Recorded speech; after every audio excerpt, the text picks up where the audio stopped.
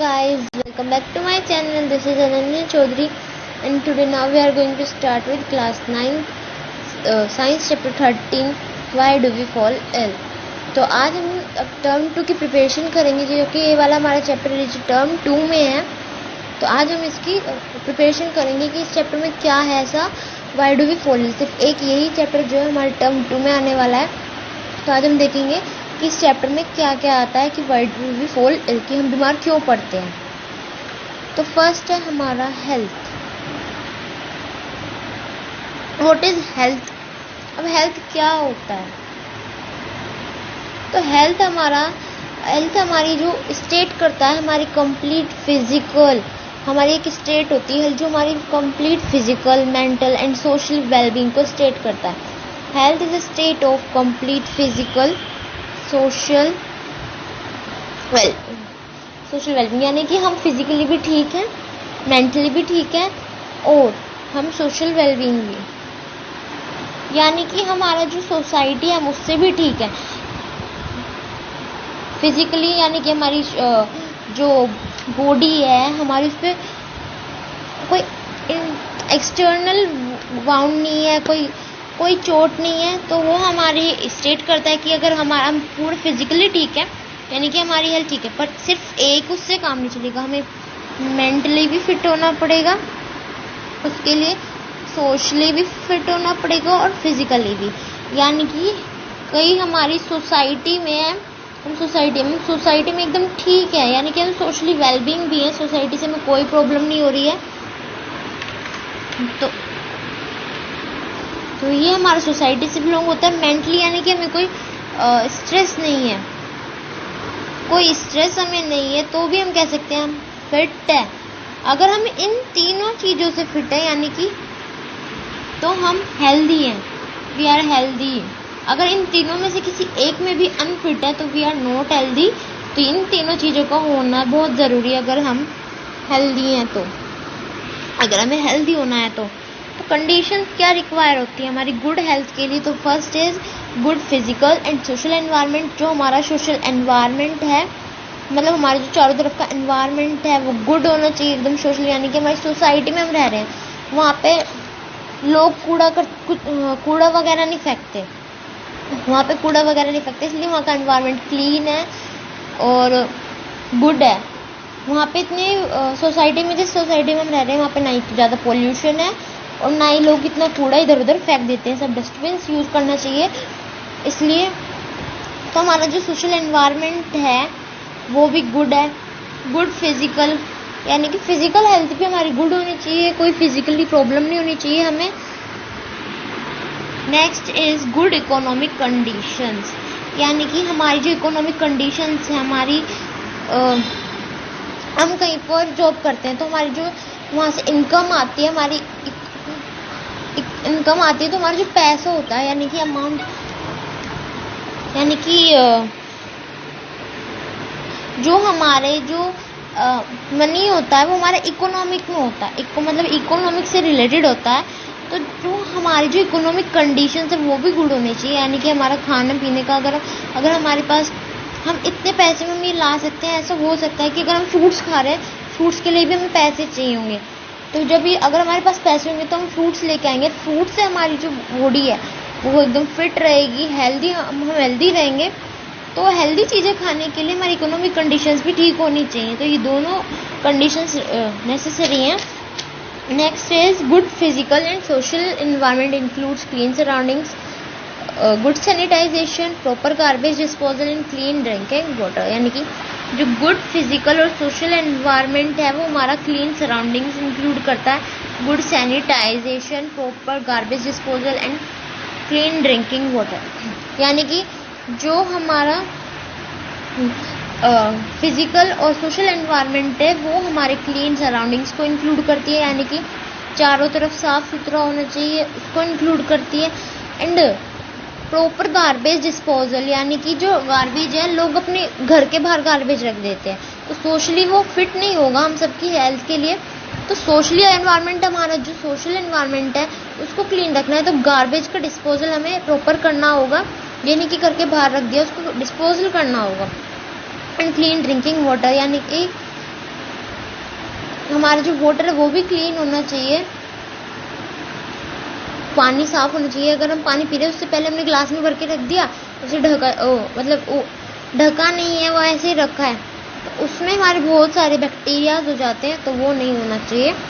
And good sanitisation, यानी कि हमें सैनिटाइजेशन भी करते रहना चाहिए, साफ सुथरा रखना चाहिए अपने चारों ओर।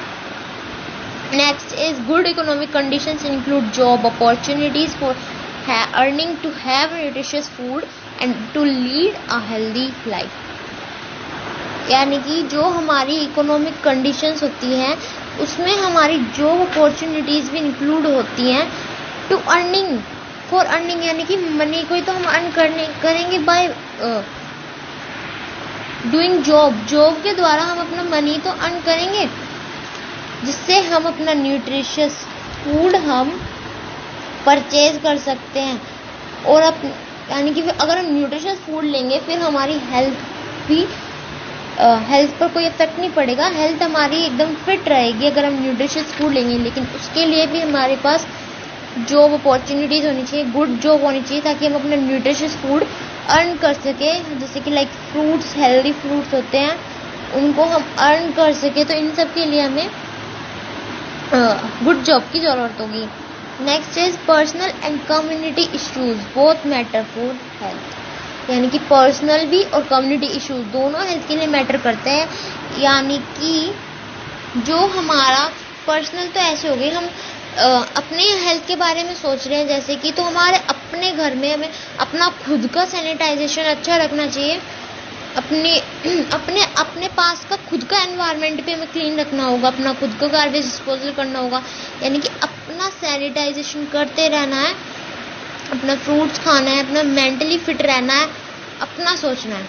एंड कम्युनिटी इश्यूज में सबकी हेल्थ इंक्लूड हो जाती है, यानी कि जो पर्सनल तो हमारी खुद की हो गई, कम्युनिटी में जो हमारी सोशल एनवायरनमेंट है, मतलब चारों तरफ का हमारा जितना भी एनवायरनमेंट है, बहुत पोल्यूशन होता है, तो उस पोल्यूशन को कंट्रोल में करना होगा या कम्युनिटी इश्यूज में, उससे जो हमारे लंग्स है वो अफेक्ट नहीं होंगे।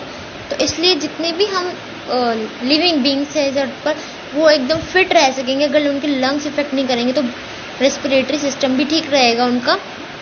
तो इसलिए कम्युनिटी इश्यूज में आ जाता है हमारा सोशल एनवायरनमेंट, और जो हमारा मेंटली फिट होगा वो भी, अगर हम बाहर जा रहे हैं, इधर किसी की लड़ाई हो रही है, इधर किसी की लड़ाई हो रही है, तो उसमें भी हमारी जो ब्रेन है उस पर इफेक्ट पड़ता है, जिससे हमारे ब्रेन में खिचड़ी से पक जाती है, इधर उधर की बातें आने लगती हैं दिमाग में, तो जो ब्रेन है उसमें बहुत सारा प्रेशर आ जाता है और टेंशन, स्ट्रेस बढ़ जाता है, इसलिए हम मेंटली भी फिट नहीं हो सकते।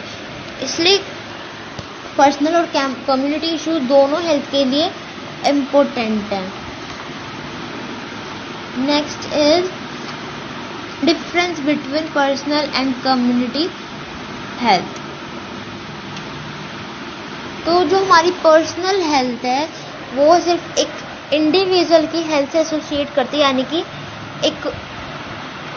सिर्फ एक ही इंसान की हेल्थ से वो करेगी कि यहाँ पे तो सिर्फ इसकी हेल्थ के बारे में देखा जा रहा है, ये इंडिविजुअल है, ये पर्सनल हेल्थ है, ये इसकी पर्सनल हेल्थ है, इसके बारे में यहाँ सिर्फ सोचा जा रहा है। और कम्युनिटी हेल्थ में होल कम्युनिटी, जितने भी लोग हैं सब हमारी कम्युनिटी हेल्थ में आते हैं, उन सबकी हेल्थ को देखा जाता है वहाँ पर।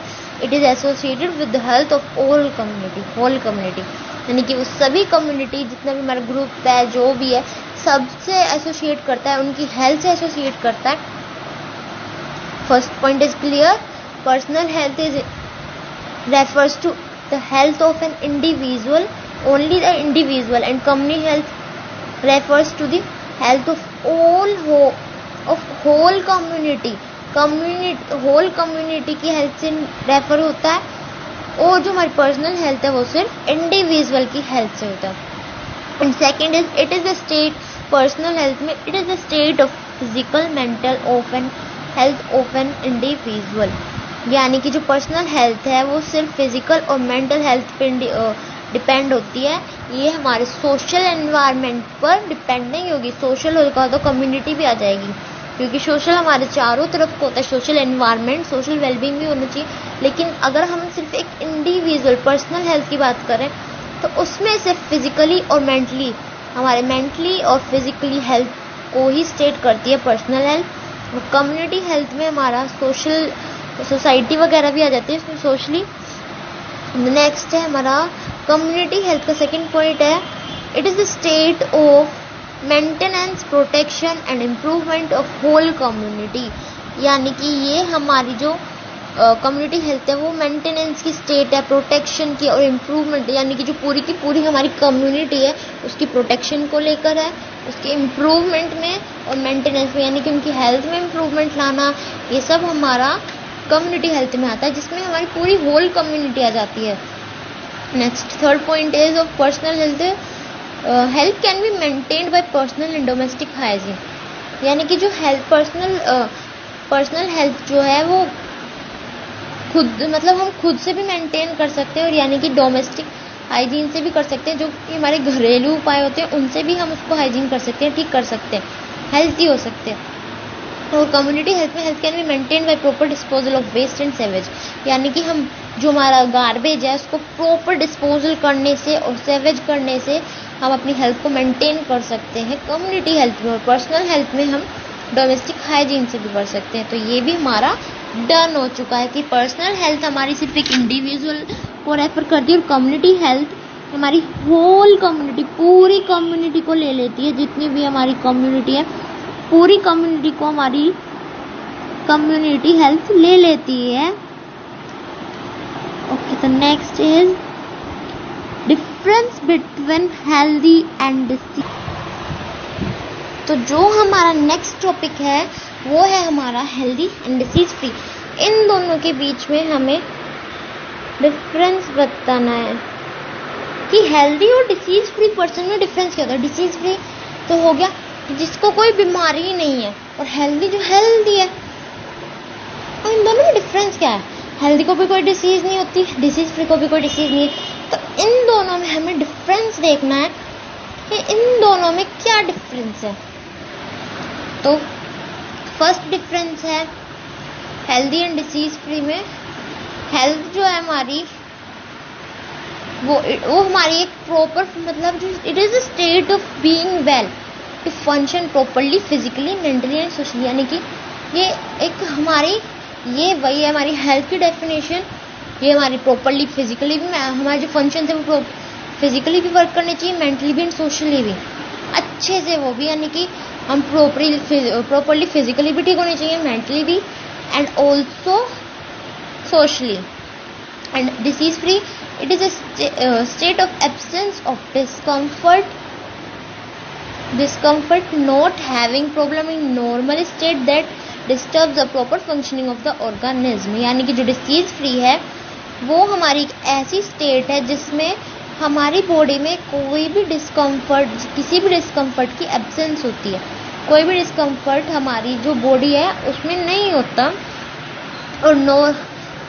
और ना ही हमारी नॉर्मल स्टेट में कोई प्रॉब्लम नहीं होती हमारी नॉर्मल स्टेट में। अगर हम नॉर्मल स्टेट में भी हैं तो भी कोई प्रॉब्लम नहीं होती, कोई डिस्कम्फर्ट नहीं होता, और जो कि हमारे जो ऑर्गेनिज्म के फंक्शन होते हैं उनमें भी कोई हमारी प्रॉपर फंक्शनिंग ही रहती है। वो डिस्टर्ब, यानी कि वो डिस्कम्फर्ट जो है वो डिस्टर्ब करता है हमारी प्रॉपर फंक्शनिंग को।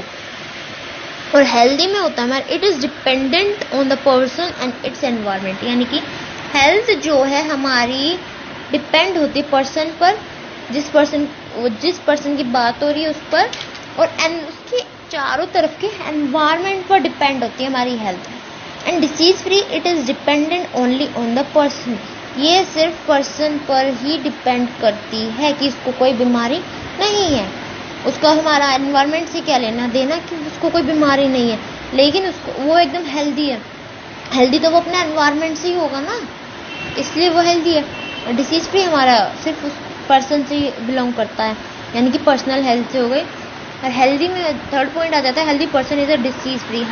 हेल्दी पर्सन डिसीज फ्री हो सकता है अगर वो हेल्दी है, एक पर्सन है वो हेल्दी है, यानी कि उसको कोई बीमारी नहीं है, वो सोशली भी फिट है, फिजिकली भी फिट है एंड मेंटली भी फिट है, तो उसको कोई बीमारी क्यों होगी? उसको कोई बीमारी नहीं है जब वो हेल्दी है।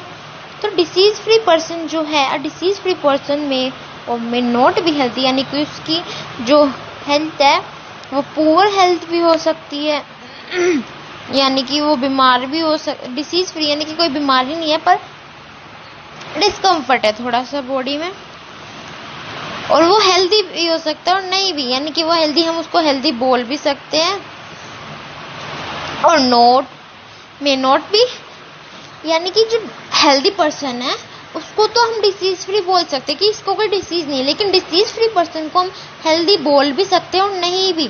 यानी कि अगर हमको हेडेक है, आज हेडेक है, तो कोई डिसीज तो है नहीं, हेडेक डिसीज थोड़ी है, तो ये हमारी कोई डिसीज नहीं है, बट फिर भी वो हेल्दी नहीं है।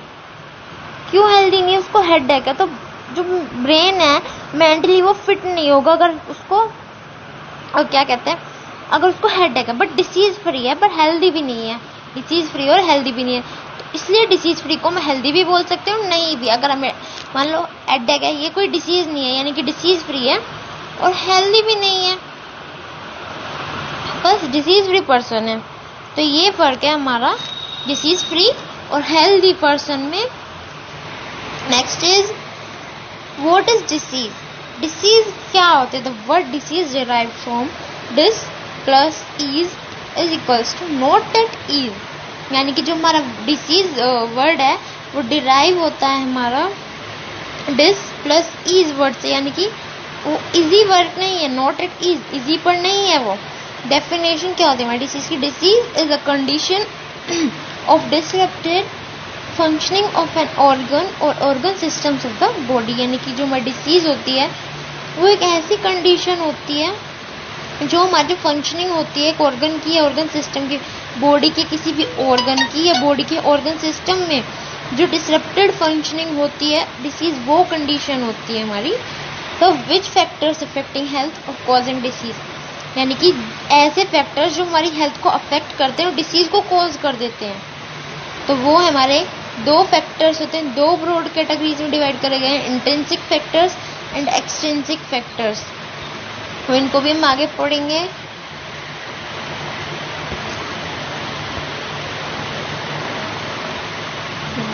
तो पहले हमारा कॉजेज ऑफ डिसीज। डिसीज के कॉजेज क्या होते हैं? Each disease have two types of cause. हर एक डिसीज के दो तरीके के कॉज होते हैं, चाहे वो हमारी इंट्रिंसिक हो, चाहे एक्सट्रिंसिक हो, चाहे इन्फेक्शियस हो, नॉन इन्फेक्शियस हो, सबके दो होते हैं। एक तो इमीडिएट कॉज और एक कॉन्ट्रीब्यूटरी कॉज, यानी कि इमीडिएट कॉज तो हमारा वो हो जाता है जो इन्फेक्शन, मतलब जो ऐसे, it includes infection caused by the bacteria, virus, forms और प्रोटोजोआ, यानी कि ऐसे इन्फेक्शन इंक्लूड करता है हमारा इमीडिएट कॉज जो कि हमारे बैक्टीरिया, वायरस और वॉर्म्स या फिर प्रोटोजोन्स के द्वारा दिए गए हैं, उनसे हमें कोई भी इन्फेक्शन हो जाता है। ऐसे इन्फेक्शन से हमारा इमीडिएट कॉज इंक्लूड करता है। For example, if a baby is suffering from loose motions which is an infection by virus, अगर एक छोटा सा बच्चा लूज मोशन से सफर कर रहा है तो वो जो उसको लूज मोशंस हो रहे हैं वो भी एक वायरस है, इन्फेक्शन है जो कि वायरस से हुआ है। So virus is the immediate cause of the disease.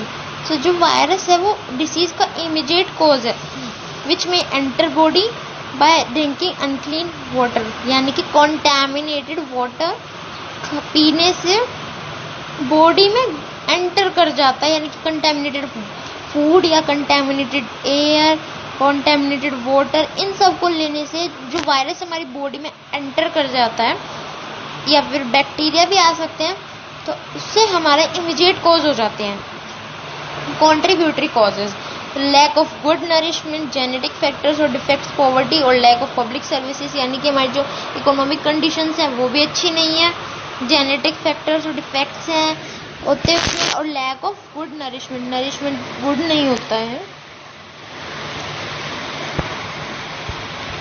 Next is intrinsic factors और एक्सट्रिंसिक फैक्टर्स। तो जो हमारे इंट्रिंसिक फैक्टर्स हैं वो हमारे act from within an individual, यानी कि वो इंडिविजुअल, मतलब इंट्रिंसिक फैक्टर्स जो है उनको इंटरनल फैक्टर्स भी बोलते हैं। इंट्रिंसिक फैक्टर्स को हम इंटरनल फैक्टर्स भी बोलते हैं। और एक्सट्रिंसिक फैक्टर्स को हम एक्सटर्नल फैक्टर्स भी बोलते हैं। तो जो हमारे इंटरनल फैक्टर्स होते हैं, यानी कि हमारी कोई इंटरनल हमें डिसीज है, यानी कि हमारी बॉडी के अंदर कोई डिसीज प्रेजेंट है, वो हमारे इंट्रिंसिक फैक्टर्स से है। यानी कि हमें हमारे कोई ऐसी भी हमें डिसीज हो रही है जो हमारी बॉडी की, जैसे कि हमारा malfunctioning of kidney and stomach, जो स्टोमक है हमारा पेट है, और हमारी किडनी जो है उनके जो फंक्शंस हैं वो ठीक से काम नहीं करे, तो वो हमारी बॉडी के अंदर हो रहा है, बाहर तो किडनी नहीं है, बाहर किडनी के फंक्शंस नहीं है, ना ही स्टोमक के फंक्शंस हमारे बॉडी के बाहर है। तो जो बॉडी के अंदर जो हमारी माल फंक्शनिंग होती है वो हमारे इंट्रिंसिक फैक्टर्स से होती है, तो उनको हम इंटरनल फैक्टर्स बोलते हैं। और एक्सट्रिंसिक फैक्टर्स जो हमारे बाहर से हमें मिलते हैं, यानी कि हमारे एनवायरनमेंट से हमें मिलते हैं, कल्चर से हमें मिलते हैं, और हमारे जो लाइफस्टाइल रिलेटेड है हमसे, उससे हमें मिलते हैं, उनको एक्सट्रिंसिक फैक्टर्स बोलते हैं। तो जो एक्सट्रिंसिक फैक्टर्स हैं can have a sizeable impact on a persons health, can affect medical decision making. यानी कि जो एक्सट्रिंसिक फैक्टर्स हैं वो मेडिकल डिसीजन मेकिंग तो जो एक्सट्रिंसिक फैक्टर्स होते हैं वो हमारी मेडिकल डिसीजन मेकिंग को भी इफेक्ट कर सकते हैं।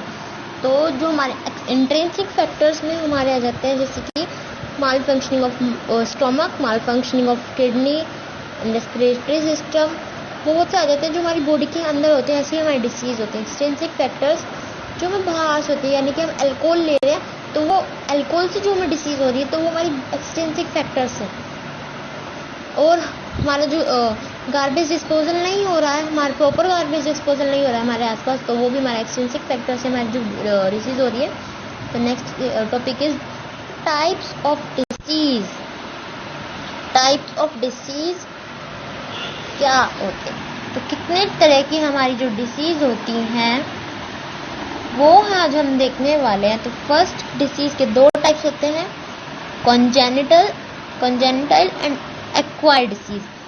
तो ये दो हमारे टाइप्स होते हैं डिसीज के, कॉन्जेनिटल एंड एक्वायर्ड। तो कॉन्जेनिटल वो होती हैं जो हमारी बर्थ से ही होती हैं, जिनको हम अपने बर्थ के दौरान ही ले लेते हैं, और एक्वायर्ड जो हमें बर्थ के बाद होती है, जो हमारी लाइफ स्पैन के बीच में हमें हो जाती है, उनको हम बोलते हैं एक्वायर्ड डिसीज। और एक्वायर्ड डिसीज जो है वो भी हमारी दो कैटेगरीज में डिवाइड है, कम्युनिकेबल और नॉन कम्युनिकेबल, जो कि हमारी इन्फेक्शियस और नॉन इन्फेक्शियस डिसीज है। तो कम्युनिकेबल हमारी हो जाती है इन्फेक्शियस, एंड नॉन कम्युनिकेबल हो जाती है हमारी नॉन इन्फेक्शियस। तो कम्युनिकेबल वो डिसीज होती हैं जो एक पर्सन से दूसरे पर्सन में स्प्रेड हो जाती हैं, एंड नॉन कम्युनिकेबल जो स्प्रेड नहीं होती है, वो यानी कि हमारी जो अगर हमारी बॉडी के अंदर कोई डिसीज है, यानी कि कैंसर है, तो वो तो किसी को स्प्रेड नहीं हो सकती, तो वो हमारी नॉन कम्युनिकेबल डिसीज है, यानी कि वो किसी में स्प्रेड नहीं हो सकती। अगर हमें ब्लड प्रेशर की प्रॉब्लम है तो वो किसी में स्प्रेड नहीं हो सकती, वो हमारी नॉन कम्युनिकेबल और नॉन इन्फेक्शियस है। तो नेक्स्ट इज जो नॉन कम्युनिकेबल है वो भी हमारी 5 कैटेगरीज में डिवाइड है, degenerative disease, deficiency disease, allergies, cancer and other disease. तो इन डिसीज के बारे में हम अपनी नेक्स्ट वीडियो में बात करेंगे। तो गाइस आज के लिए सिर्फ इतना ही, मिलते हैं नेक्स्ट वीडियो में। आई होप आपको वीडियो अच्छी लगी, और जितना भी मैंने आपको समझाया है तो आपको ये समझ में आया हो। तो अगर वीडियो अच्छी लगी हो तो वीडियो को लाइक करें एंड चैनल को सब्सक्राइब करें। Thank you just for watching. और अगर आप और मेरे जो इस दोनों सेशन के PDF आपको मेरी नेक्स्ट वीडियो के डिस्क्रिप्शन बॉक्स में मिल जाएगी। Thank you just for watching.